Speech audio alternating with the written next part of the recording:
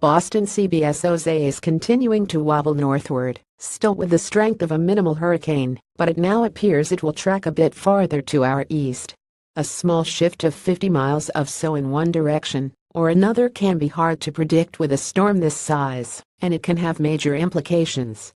WBZ-TV graphic, so the main headlines, as of this writing, would be for a slightly less impactful event for southern New England, but still a decent blow for the Cape and Islands and our beaches.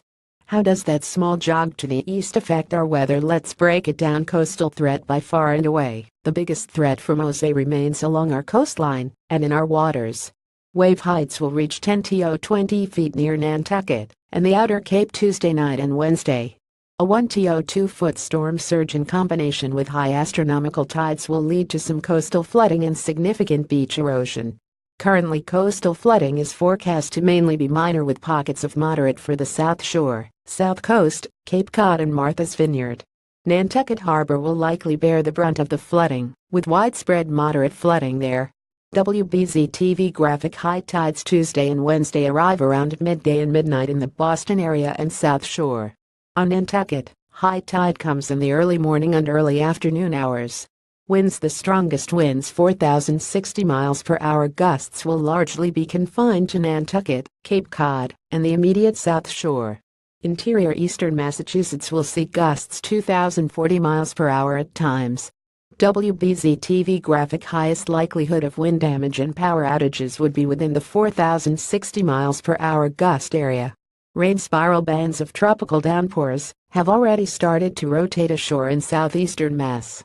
Some flash flooding is likely at times within these heavy rain bands through Thursday.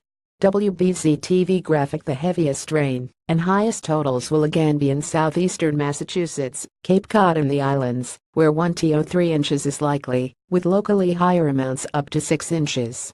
Just half to an inch of rain is expected for the remainder of the area, including Boston and Worcester. While it appears that most of our area will be spared any significant impact from Jose, this is still a very large and potent system that bears watching. Please stay tuned for updates on psboston.com, WBZ-TV and WBZ News Radio 1030 throughout the duration of the event. Hurricane Maria: finally, a quick word on Hurricane Maria, a potent Category 5 hurricane in the Caribbean. After ravaging parts of the Leeward Islands Monday night, including the island of Dominica, Maria has its sights set on the Virgin Islands and Puerto Rico. WBZ-TV graphic: Maria is likely to make landfall as a Category 4 or 5 hurricane on Puerto Rico's southeast coastline late Tuesday night. From there, it appears as though it will head northwestward to the east of the Bahama Island chain. Indications now are that Jose may actually save the East Coast from a Maria hit next week. How's this, you ask? Well, because Jose will likely stick around a while, spinning in circles to our east, it will alter the steering currents in our atmosphere. So instead of being drawn into the East Coast, the more likely scenario would be for Maria to escape to the east, out to sea again. Stay tuned. Follow Terry on Twitter @Terrobs.